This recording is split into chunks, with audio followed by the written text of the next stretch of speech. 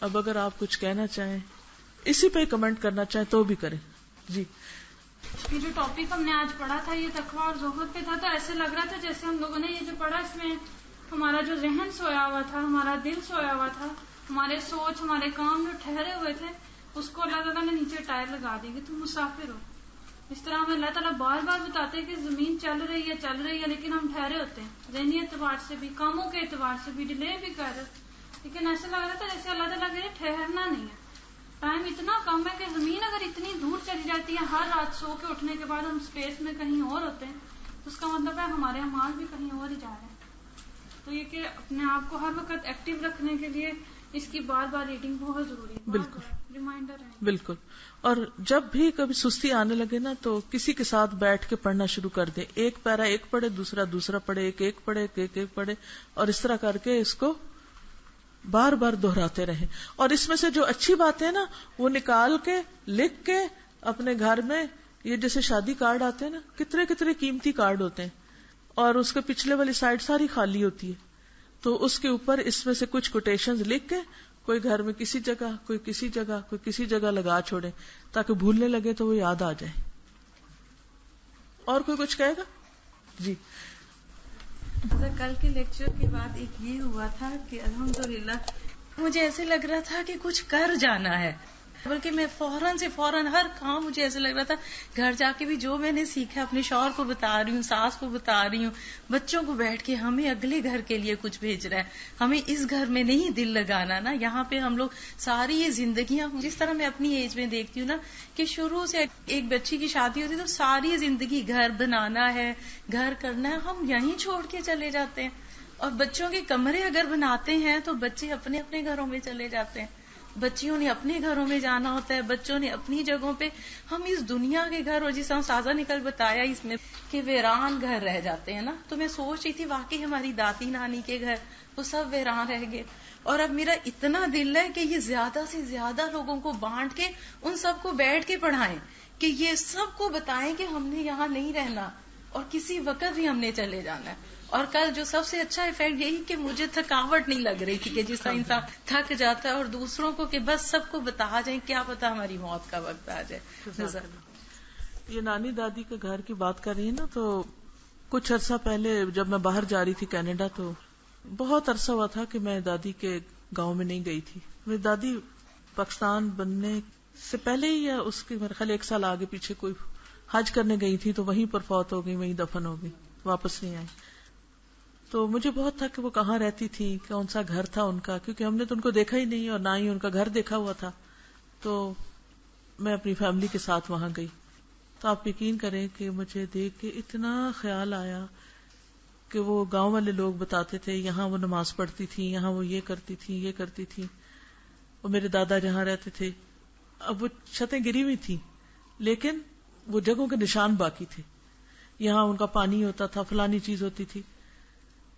تو میں سوچنے لگی کہ وہ اپنی یادیں چھوڑ گئے، اپنے آثار چھوڑ گئے، لیکن دنیا میں سے نہ ان کے برتن ہیں اب یہاں، نہ ان کے بستر ہیں، نہ ان کی کوئی چیز ہے، نہ کوئی فرنیچر ہے، کچھ بھی نہیں، سوائے اس کے کہ وہ زمین گواہی دینے والی جہاں وہ نمازیں پڑھتے تھے.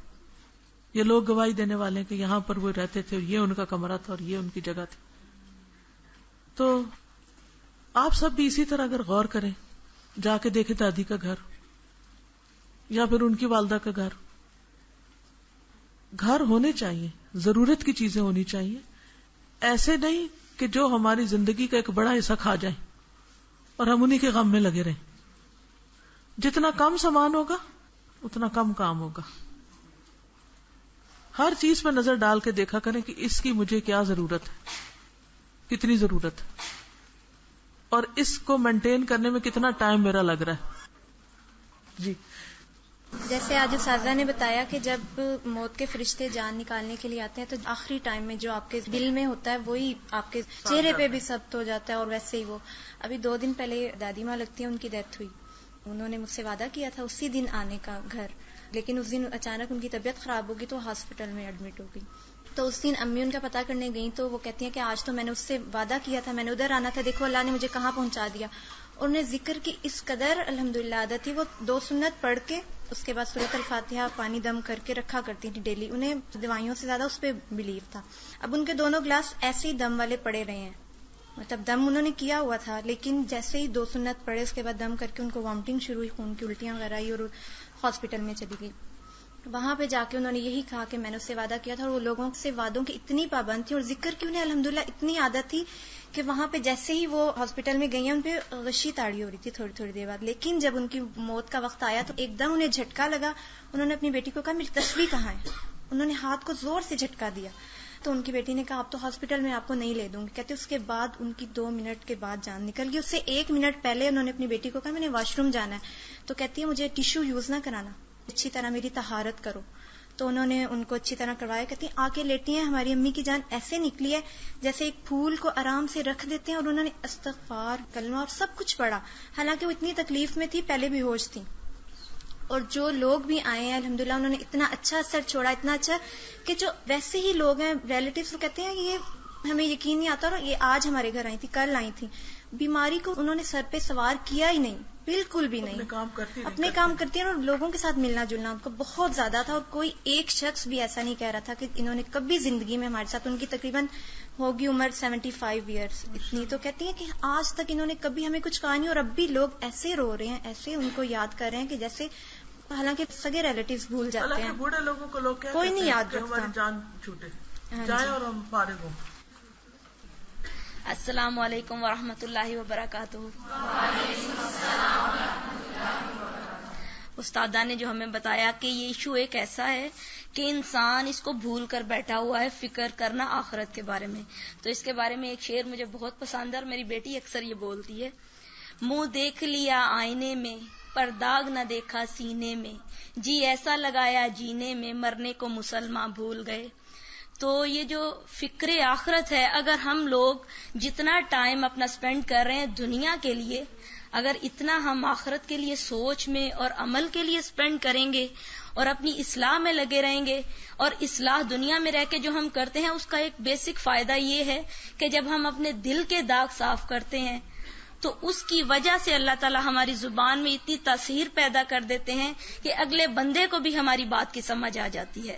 تو جب ہم کسی پہ 1 انگلی اٹھاتے ہیں تو 3 انگلیاں ہماری اپنی ہی سمت آ جاتی ہیں. تو اگر ہم کسی پہ انگلی اٹھانے سے پہلے 3 خامیاں اپنی تلاش کر لیں تو انشاءاللہ ہماری زبان میں بھی تاثیر ہوگی اور ہماری آخرت بھی بہتر ہو جائے گی. السلام علیکم.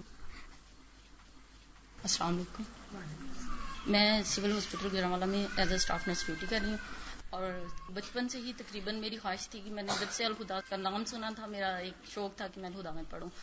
تو میرے بھائی نے مجھے بتایا کہ میں نے ایسے ایک بینر پڑھا ہے, تم کہتی ہو میں نے الہدا میں ہی پڑھنا ہے, میں نے الہدا میں ہی پڑھنا ہے. تو وہ الہدا کا بینر تھا. تو میں جب سے الہدا میں آئی ہوں الحمدللہ اللہ کا بہت شکر ہے, میرے میں بہت سی پازیٹیو چینجز آئی ہیں.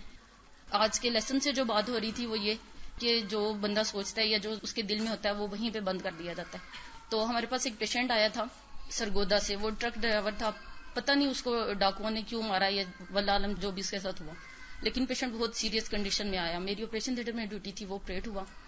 2 دن وہ ICU میں رہا, وینٹیلیٹر پہ پیشنٹ ڈلا رہا. اس کے بعد وہ ٹھیک ہوا, کچھ بولنا شروع ہوا, تو ایک دم سے نا اس کی سیچوریشن ڈراپ ہونا شروع ہو گئی, اس کی بریدنگ کم ہوتی جا رہی تھی. تو وہاں جو اسٹاف تھی وہ آئیں آ کے کہتی ہیں میرا پیشنٹ بہت سیریس ہے, تو تم لوگ میرے پاس ہیلپ کے لیے آ جاؤ. ہم لوگوں نے کہا چلیں ٹھیک ہے. ہم لوگ گئے, پھر واپس آگے پیشنٹ کچھ اسٹیبل تھا, غیر ہم لوگوں کی اپنی ڈیوٹی تھی. تو بعد میں انہوں نے next day as a human being ایک ہمدردی تھی دل میں, کیونکہ اس کے گھر والے بھی نہیں پہنچے تھے اس پیشنٹ کے, کوئی اس کو جانتا نہیں تھا وہ کون ہے. تو میں نے کہا آپ کا پیشنٹ کیسا ہے؟ تو انہوں نے مجھے جو بات بتائی وہ آج تک مجھے بھولی نہیں ہے. وہ کہتی ہیں کہ رات ہی جب میں دوبارہ گئی تم لوگ بزی تھے, تو وہ جو پیشنٹ تھا وہ دوبارہ سیریس ہو گیا. کہتے ہیں مجھے اس پیشنٹ نے کہا ہے بجی کلمہ پڑھیں. تو کہتے ہیں میں نے کہا کہ بھائی تم خود کلمہ پڑھو. تو وہ پیشنٹ کہتا ہے میرے سے نہیں پڑھا جا رہا, کوئی کلمہ پڑھے نا. تو تب تک نہ اس کے کچھ جاننے والے آ چکے تھے لیکن اس کے گھر والے نہیں پہنچے تھے. تو وہ جو اس کے پاس 2 لوگ بیٹھے تھے, لڑکے تھے وہ, تو وہ انہیں کہتا ہے یار تم لوگ ہی کلمہ پڑھو نا. تو کہتے ہیں کہ وہ آگے سے کہتے ہیں کہ لوگ تو کلمہ تب پڑھتے ہیں جب کسی کی موت آ رہی ہوتی ہے, تو ہم کیوں تمہارے پاس کلمہ پڑھیں. یہ ایک میں سوچ کی بات کر رہی ہوں, اور اس انسان کی خواہش آج تک مجھے حیرت ہوتی ہے کہ وہ پتہ نہیں کیسا اللہ کا بندہ تھا. کہتے ہیں کہ اس نے کم از کم 10 دفعہ یہ خواہش کیا کہ کوئی بندہ کلمہ پڑھو, کوئی بندہ کلمہ پڑھو. اور کہتے ہیں کہ میرے دیکھتے دیکھتے 100, 90, 80 ایون 10 to 0 پہ اس کی سیچوریشن آ گئی, پیشنٹ ایکسپائر کر گیا, لیکن کسی نے اس کے پاس کلمہ نہیں پڑھا. اور کہتے ہیں کہ جب اس نے بار بار کہا کلمہ پڑھو, مجھے آ نہیں رہا, وہ یہ بھی کہتا رہا مجھے آ نہیں رہا, میرے سے پڑھا نہیں جا رہا. تو ایون ہم لوگ یہ خود دیکھتے ہیں کہ 40-50 تک سیچوریشن جانے کے بعد پیشنٹ بول نہیں سکتا. کہتے ہیں وہ 10 سیچوریشن تک وہ پیشنٹ بولتا رہا ہے کہ کوئی میرے لیے کلمہ پڑھ دو, کوئی میرے لیے کلمہ پڑھ دو. کہتے ہیں پھر اینڈ پہ باجی کہتے ہیں میں اس کے پاس گئی ہوں انجیکشن لگانے کے لیے, تو اس نے ایسے مجھے پکڑ کے کہا باجی تم مسلمان نہیں ہو. تو کہتے ہیں میرے ذہن میں یہ تھا کہ خدا نہ خواستہ اس میں کوئی شیطان ہے جو اس طرح سے, میں ایک فیمیل ہوں یہ ایک میل ہے, مجھے ایسے ٹچ کر. کہتے میں نے غصے سے کہا چھوڑو میرا ہاتھ, یہ کیا کر رہے ہو. تو کہتا ہے باجی مجھے لگتا ہے تم واقعی مسلمان نہیں ہو, تم کلمہ پڑھو. تو یہ چیز ابھی تک مجھے نہ اس پیشنٹ کی شکل بھولتی ہے نہ وہ باجی کی بتائی بات بھولتی ہے. باجی کہتے ہیں اس کے بعد سارا دن میں گھر جا کے روتی رہی جب وہ پیشنٹ ایکسپائر ہو گیا کہ دیکھو ہم لوگ کیسے مسلمان ہیں کہ ایک بندہ مرنے میں کلمے کی خواہش کرتا رہے. لیکن ایک تو اس میں یہ چیز آ جاتی ہے کہ ہم لوگوں کے کلمہ تب پڑھا جاتا ہے جب موت آ رہی ہوتی ہے, یہ سورہ یاسین تب پڑھتے ہیں جب موت آ رہی ہوتی ہے. تو کہتے ہیں سارا دن روتی رہی کہ وہ بندہ کلمے کی خواہش کرتا کرتا مر گیا, اور ہم سب مسلمان وہاں بیٹھے تھے اور کسی نے اس کے لیے کلمہ نہیں پڑھا. جہاں مسلمانوں کا یہ حال ہو وہاں آرام سے بیٹھنے کا وقت ہے ہمارے پاس, کہ جہاں 10 لوگوں کو یہ احساس نہیں کہ کلمہ تو ویسے بھی پڑھتے رہنا چاہیے, کہ افضل الذکر ہے. اگر کوئی ہمیں کہہ رہا ہے کہ پڑھو تو ہمیں صرف اس کا دل خوش کرنے کے لیے پڑھ دینا چاہیے. اور یہ بھی کہ وہ دوسروں کو کہہ رہا ہے, وہ خود پڑھ نہیں پا رہا, ہمیں نہیں پتا ہمارا آخری وقت کیسا ہوتا ہے. تو یہ بھی اللہ سے دعا کرنی چاہیے کہ اللہ تعالیٰ ہمیں آخری وقت میں کلمے کی توفیق دے, منہ سے نکال دے, کیونکہ جس کا خاتمہ لا الہ الا اللہ پر ہو وہ جنت میں جائے گا. اور کثرت سے ذکر کی عادت ڈالیں, کیونکہ جس چیز کی عادت ہوگی وہی آخری وقت میں ہوگا. اب ایک بندہ ہے پردیس میں ہے, نہ گھر والے پاس ہے نہ کوئی اور ہے, اور جو آس پاس ہے, اور پھر ہر جگہ دین کے کام کی ضرورت ہے. ہسپتالوں میں کتنا دین پھیلانے کی ضرورت ہے تاکہ جو نرس جس مریض کے پاس ہو وہ کہے یا نہ کہے خود ہی کلمہ پڑھنا شروع کر دے. ہر نرس کو اس کی ٹریننگ دینی چاہیے, وہ مر رہا ہو یا نہ مر رہا ہو. ہمارا فرض بنتا ہے کہ ہم اس کے پاس اللہ کا ذکر کریں. لیکن یہ پیغام کون پہنچائے گا, کون بتائے گا, کون سکھائے گا, کون احساس دلائے گا؟ ہمیں ہی کرنا ہے نا. اور دوسری بات یہ کہ ان کی اپنی تڑپ تھی نا, تو وہ اشتہار دیکھ کے, اور پھر ان کے بھائی سے ذکر کیا تو بھائی اشتہار دیکھ کے لے آیا اور یہ قرآن پڑھنے لگ گئی. سوچیں ابھی کتنے لوگوں تک تو پیغام پہنچا ہی نہیں کہ یہاں کوئی الہدا بھی ہے اور قرآن بھی پڑھایا جاتا ہے اور وہ پڑھ سکتے ہیں, اور پھر صبح میں بھی کلاس ہے, شام کو بھی ہے, ویکینڈ پہ بھی ہے, کیسٹس بھی موجود ہیں, سی ڈیز موجود ہیں. جس بندے کے اندر تھوڑی سی بھی تڑپ ہو, تھوڑا سا بھی اس کا دل ہو, کیا فرض بنتا ہے ہم کیا کریں اس کے لیے, ہم پہنچانے والے ہوں. یہ نہ سوچا کریں کہ اگر ہم اشتہار لگائیں گے تو زیادہ لوگ آ جائیں گے تو ان کو کہاں بٹھائیں گے. وہ اللہ کے مہمان, اللہ خود ہی بندوبست کر دے گا, اللہ ان جگہوں میں برکت ڈال دے گا, اللہ آپ کو نئی جگہ دے دے گا. آپ کام کرنے والے تو بنے, اللہ کے خزانوں میں کمی نہیں ہوتی. تو کبھی کسی کے آنے سے دل تنگ نہ ہوا کرے. چھوٹے چھوٹے اشتہار بنائیں, ہر جگہ, ہر بندے, ہر گلی, ہر محلے تک پہنچائے بھی ادھر کلاس ہوتی آئیں. جو آپ کے گھروں میں فالتو کیسٹس پڑی ہوئی ہیں جو آپ نے سن لی ہیں, گھروں میں نہ رکھیں, فوراً بانٹ دیں لوگوں کو. آگے آگے ایسی بستیوں میں جائیں, ایسے علاقوں میں جائیں جہاں کبھی کوئی پیغام نہیں پہنچا, جہاں آپ بھی نہیں جا سکتے. یہ جتنے ٹرک ڈرائیور ہیں ساری رات ڈرائیونگ کرتے رہتے ہیں اور گانے سنتے رہتے ہیں, اور کتنے ٹرک الٹے پڑے ہوتے ہیں, کتنے حادثے ہوتے ہیں. تو اگر دین کی بات سنتے ہوئے وہ دنیا سے جائیں تو ان ڈرائیونگ کے گھنٹوں میں وہ کتنا کچھ سیکھ سکتے ہیں. پورا قرآن ان کا ختم ہو سکتا ہے, پوری تفسیر ختم ہو سکتی ہے. تو اپنا ایک مشن بنا لیں کہ ہم نے ایک سیٹ ایک ٹرک ڈرائیور کو دیتے جانا ہے کہ وہ راستے میں سنتا جائے. السلام علیکم. وعلیکم السلام. میرا لاسٹ ایئر ناک کا آپریشن تھا, اور میں آپریشن تھیٹر میں جانے سے پہلے یا حیو یا قیوم برحمتی کا استغیث پڑھتی گئی تھی. لیکن میری روٹین میں استغفر اللہ نہیں ہے اتنا کلمہ پڑھنا. تو جب میں آپریشن تھیٹر میں ٹیبل پہ لیٹی تو میں نے سوچا کہ میں کلمہ پڑھ لوں, لیکن اس ٹائم دماغ اتنا معاف ہو گیا تھا کہ میرے ذہن میں کلمہ نہیں آ رہا تھا. اتنے یعنی کہ میری وینز غائب ہو گئی, میں سفید ہو گئی, کہ جس طرح بندے کے حواس نہیں قائم رہتے, کہ مجھے اس بندے کے خیال آ رہا تھا کہ موت کی شاید ڈر کی وجہ سے، اس سختی کی وجہ سے اس کے ذہن سے کلمہ تک نکل گیا جو ہم پہلی چیز سیکھتے ہیں. صرف میری زبان پہ یا حی یا قیوم برحمتک استغیث تھا، وہی میرے ذہن میں پہلے آیا. میں نے وہ پہلے پڑھا اور پھر مجھے کلمہ یاد آیا، آیت الکرسی یاد آئی. کہ میں یہ سوچ رہی تھی کہ جو چیز ہم روٹین میں پڑھتے رہتے ہیں وہ ہمیں بہت سخت وقت میں بھی یاد آ جاتی ہے، لیکن جو چیز ہماری روٹین میں نہیں ہوتی وہ ہمیں نہیں یاد آتی. اور ایک آج سے ریلیٹڈ کوشچن بھی تھا میرے مائنڈ میں. آپ کہہ رہی تھی کہ جب موت سے پہلے موت کے فرشتے سامنے آ جاتے ہیں تو توبہ قبول نہیں ہوتی، لیکن میں نے یہ پوچھنا تھا کہ بعض پیشنٹس جنہیں 1-2 دن پہلے احساس ہو جاتا ہے کہ وہ اس دنیا میں اب نہیں رہیں گے، یا وہ سن لیتے ہیں کہ ڈاکٹرز نے جواب دے دیا ہے، اس کے بعد بھی اگر وہ توبہ کریں تو کیا ان کی توبہ آخری وقت میں قبول ہو جائے؟ بالکل، کیونکہ کسی کو بھی پتہ نہیں موت کا وقت کیا ہے. ڈاکٹر بعض اوقات کہتے رہتے ہیں اور پیشنٹ مہینہ بھی چلتے ہیں. السلام علیکم ورحمۃ اللہ. صبح میں میرڈ ہوں اور میرے 3 بچے ہیں. تو پہلے بچے چھوٹے تھے اور مصروفیت گھر میں زیادہ، لیکن دین کو سمجھنے کے لیے مطلب ایک دل میں نہ تڑپ تھی، بے چینی رہتی تھی ہر وقت نہ، لیکن سمجھ میں نہیں آتا تھا کہ بچوں کو کہاں چھوڑ کے جاؤں وغیرہ. اب الحمدللہ بچے بڑے ہو گئے ہیں، تو مجھے صرف 3 دن ہوئے کلاس جوائن کیے ہوئے نا، یہ ڈی سی روڈ برانچ میں. تو آپ بلیو کریں کہ صرف شاید 1 یا 2 رکوع جو ہیں وہ میں نے ترجمہ اور تفسیر کے ساتھ پڑھے ہیں، اور اس سے میری حالت اس طرح ہو گئی ہے کہ میری راتوں کی نیند اڑ گئی ہے. اس قدر بے چینی، اس قدر تڑپ. جب آنکھ کھلتی ہے تو اٹھ کے توبہ کے نفل پڑھنا شروع کر دیتی ہوں، نماز پڑھنا شروع کر دیتی ہوں، اور بس سجدے میں گر کے بس یہی دعا میرے دل سے نکلتی. پتہ نہیں مجھے یہ دعا کیسے آ گئی ہے، مجھے نہیں پتا، لیکن یہ دعا پہلے نمبر پہ تو یہ نکلتی ہے، یا اللہ پتہ نہیں پہلے جو گناہ ہو گئے ہیں ان کی معافی دے دو. اس کے بعد مجھے اپنے دین سمجھنے کی توفیق دو، اتنی زندگی دو کہ میں دین سیکھوں، اور اس کے بعد مجھے ان لوگوں میں چن لو کہ جو دین کو پھیلائیں اور دین کو آگے لے کے جائیں. تو آپ سے خصوصی دعا ہے کہ آپ میرے لیے دعا کریں کہ اللہ تعالیٰ مجھے اتنی توفیق دے. آمین. اللہ تعالیٰ ان کو بھی، آپ سب کو بھی بہترین توفیق دے، اور ہماری ساری سستی اور کوتاہی اور غفلت اس سے ہمیں نکال دے تاکہ ہم اپنے فرائض پورے کریں. مجھے تو رہ کے ہر بندے کے جانے کے بعد یہی احساس ہو رہا ہے کہ ابھی ہم کچھ نہیں کر رہے، ابھی ہمیں بہت کچھ کرنا ہے. اور کبھی نہ جھجکا کریں کسی کو بھی بتانے میں، ہر وقت پاس چھوٹا سا کارڈ یا پمفلٹ رکھیں، دعوت دیتے جائیں لوگوں کو. یہ قرآن کی دعوت ہے، پڑھیں اس کو، پڑھیں، اور انشاءاللہ آپ دیکھیں کہ جس کے اندر خیر ہوگی، جس کو طلب ہوگی، وہ پہنچ جائے گا. السلام علیکم. میں نے تعلیم القرآن 7th بیچ اسلام آباد سے کورس کیا تھا. ابھی کورس کا سٹارٹ تھا، 10 دن گزرے تھے تو ساتھ ہی رمضان سٹارٹ ہو گیا تھا، اور رمضان کا ابھی پہلا عشرہ ہی چل رہا تھا. تو ہم لوگوں کے کورس میں ڈے اسکالرز تھیں، 2 لڑکیاں بہنیں تھیں. جیسے آپ لوگوں کو بھی شارٹ بریک ہوتی ہے 2 منٹ کی، اسی طرح ہم لوگوں کو بھی شارٹ بریک ہوئی تھی 2 منٹ کی.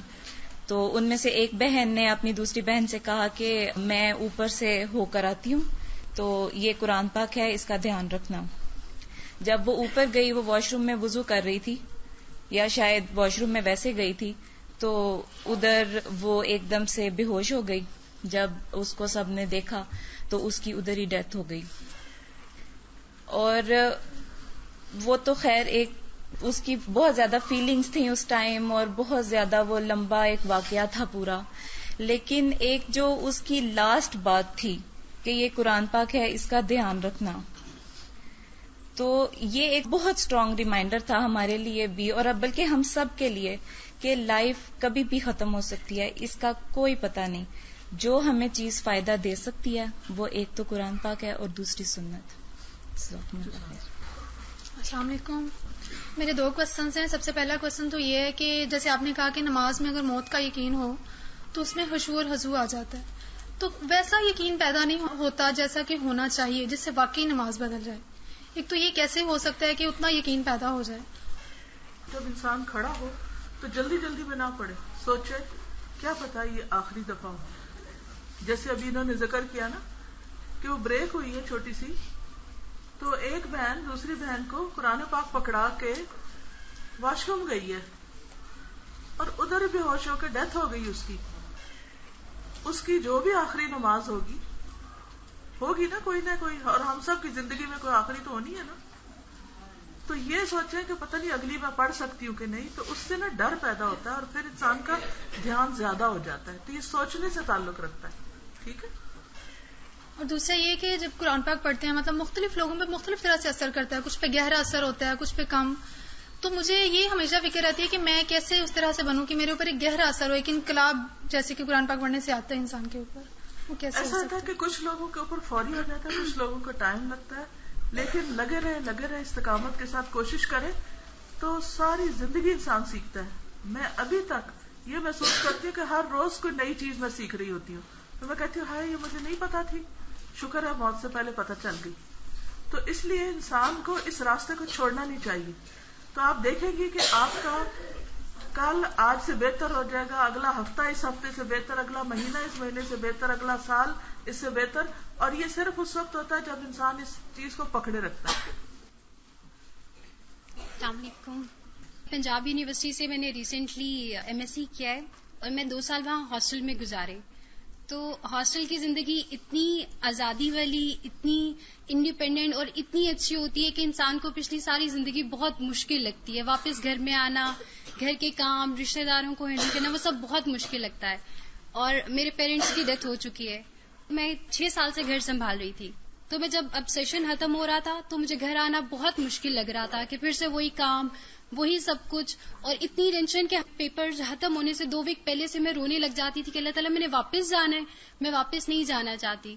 تو اس کے بعد میں نے آگے سیکنڈ ایم ایس سی کے لیے اپلائی کیا اور پھر میں واپس آئی کچھ دن کے لیے. تو میری دوست الہدا سے کر رہی تھی کورس، تو مجھے کچھ دن کے لیے ساتھ لے کے آئیں کہ تم میرے ساتھ چلو. تو میں یہاں آئی، پھر میں نے اس کو جوائن کر لیا اور 10 دن میں ہی میرا اتنی ٹینشن ریلیز ہوئی کہ مجھے کال بھی آئی کہ ایڈمیشن ہو گیا، آپ آ جائیں. لیکن میرا دل نہیں چاہا جانے کو. پہلے میں اس چیز کے لیے روتی تھی کہ اللہ تعالیٰ میں نے واپس جانا ہے. اور جب میں نے جوائن کیا، تفسیر سے قرآن پاک پڑھا اور اتنے ریلیکسیشن کہ مجھے اتنی خوشی، اتنا سکون ملا، مجھے لگا نہیں پیچھے تو کچھ مشکل تھا ہی نہیں. اب میں کل ہاسٹل گئی ہوئی تھی 2 دن پہلے اپنی میرٹ لسٹ لینے، تو وہاں پہ سب دوستوں نے کہا کہ جانے سے پہلے روتی تھی اور اتنی ٹینشن کہ ہاسٹل سے جو جاتا ہے وہ ضرور اور ضرور ہوتا ہے کہ ہم واپس اس زندگی کی طرف جا رہے ہیں. تو تمہیں اب ٹینشن نہیں ہو رہی، تم اداس نہیں. میں نے کہا نہیں، مجھے لگتا ہے کہ مجھے یہاں سے بہت بہت اچھی چیز پیچھے مل گئی، اس لیے اس دفعہ میں بالکل بھی پریشان نہیں ہوں. تو قرآن پاک کو پڑھنے میں جتنا سکون ہے، ہر مسئلہ آپ کو آسان لگتا ہے. اللہ تعالیٰ آپ کے لیے آسانیاں پیدا کرتے جاتے ہیں. وہی زندگی کے کام جو مشکل لگتے تھے، اب اس ہر کام کو کرتے وقت یہ احساس ہوتا ہے کہ اس کام کو کتنی خوبصورتی سے کروں، کتنے عدل کے ساتھ کروں. کچن میں ہوں تو کچن کے ہر کام میں کیسے عدل کروں، رشتہ داروں میں، بہن بھائیوں میں کیسے عدل اور احسان کروں.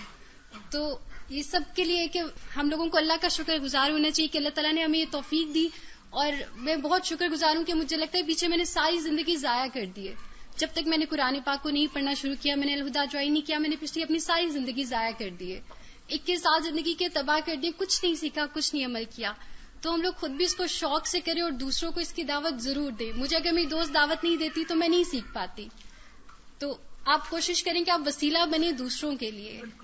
شکریہ. جزاک اللہ. اور یہ حقیقت ہے جیسے قرآن مجید میں آتا ہے نا، وہ خیر مما یجمعون، یہ قرآن ہر اس چیز سے بہتر ہے جسے لوگ جمع کر رہے ہیں. السلام علیکم ورحمۃ اللہ. 3 سال ہو گئے ہیں میرے میاں کی ڈیتھ ہو گئی ہے، اور میں ذکر یہ کرنا چاہتی ہوں کہ واقعی قرآن پاک میں بہت طاقت ہے. 4 ماہ ہو گیا میرا ہارٹ کا آپریشن ہوا تھا. ہارٹ کے آپریشن کے دوران ڈاکٹروں نے کہا ہے کہ اندر آئیں. میں اندر گئی ہوں، میں نے کلمہ پڑھا ہے، قرآن پاک پڑھا ہے، میرے ساتھ تھا چھوٹا قرآن پاک. اس کے بعد ڈاکٹر نے کہا بے ہوش کرنے لگے، کلمہ پڑھی. کلمہ ایسے جیسے ذہن سے ہی نکل جاتا ہے. بچے تھے 4 چھوٹے چھوٹے. اللہ سے یہی دعا کی، اللہ میرے 4 بچے ہیں، مجھے زندگی دینا، صحت دینا. ساتھ ساتھ پڑھتی رہی ہوں. آپریشن سٹارٹ کیا انہوں نے، 8 گھنٹے بعد مجھے باہر لے کے آئے. دیکھیں یہی بتا رہی ہوں کہ اللہ کی کلام میں کتنی برکت ہے. قرآن پاک ساتھ ہی رہا ہے. 10-15 منٹ بعد مجھے ہوش آ گئی ہے. اس کے بعد بیڈ پہ مجھے لٹایا ہے اور میں نے کہا مجھے نماز پڑھائیں. ڈاکٹر نے کہا نہیں ابھی نہیں پڑھنی. میں نے کہا نہیں، میں نے اٹھ کے پڑھنی ہے. یورین بیگ میں نے اتروا دی ہے، نماز پڑھی ہے، اللہ کا ذکر کیا ہے اور اٹھ کے بیٹھ گئی ہوں. بیٹھنے کے بعد پھر میں نے کہا مجھے نماز پڑھائیں عصر کی. پھر میں نے نماز پڑھی ہے اور اس کے بعد پھر ذکر کرتی رہی ہوں. ساتھ ساتھ ہر بیڈ پہ میں گئی ہوں اللہ کا ذکر کریں، اللہ کو یاد. اس کے بعد میں خود اٹھ کے چلی ہوں ٹھیک 10 گھنٹے بعد. اتنا بڑا میرا ہارٹ کا آپریشن تھا, لیکن اللہ نے مجھے شفا دی ہے صرف اپنی کلام کے صدقے, اپنے قرآن پاک کے صدقے.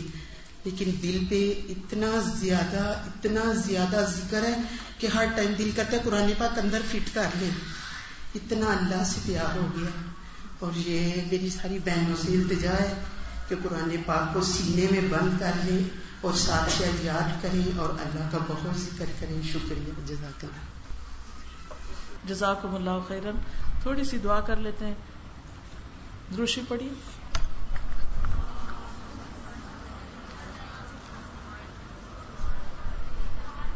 آپ کو پتا سب سے بڑا بخیل کون ہے؟ جو دروشی پڑھنے میں بخل کرے. سبحان اللہ والحمد للہ ولا الہ الا اللہ واللہ اکبر ولا حول ولا قوة الا باللہ العلی العظیم. اللہم صلی علی محمد وعلی آل محمد کما صلیت علی ابراہیم وعلی آل ابراہیم انک حمید مجید. اللہم بارک علی محمد وعلی آل محمد کما بارکت علی ابراہیم وعلی آل ابراہیم انک حمید مجید. ربنا آتنا فی الدنیا حسنۃ وفی الآخرۃ حسنۃ وقنا عذاب النار. ربنا لا تزغ قلوبنا بعد اذ ہدیتنا وهب لنا من لدنك رحمة انك انت الوهاب.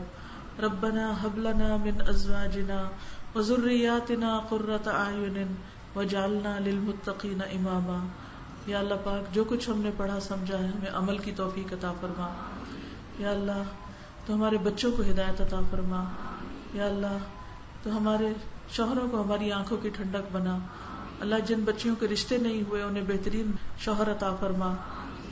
جن کی اولاد نہیں انہیں اولاد صالح عطا فرما. اللہ ہمارے والدین پہ اپنی رحمت فرما اور ہمیں دنیا میں بھلائیوں کی توفیق دے اور آخرت میں ہمیں اپنی رحمتوں سے ڈھانپ لے. ہمارا حساب آسان فرما دینا اور ہمیں بہترین عمل کی توفیق عطا فرما. یا رب العالمین ہم سب کو بخل دور کر دے اور ہمیں اپنی رحمتوں سے نواز. ربنا تقبل منا انک انت السمیع العلیم وتب علینا انک انت التواب الرحیم. وصلی اللہ تعالی علی خیر خلقہ محمد وعلی آلہ واصحابہ واہل بیتہ اجمعین برحمتک یا ارحم الراحمین. الہی آمین. السلام علیکم ورحمۃ اللہ وبرکاتہ.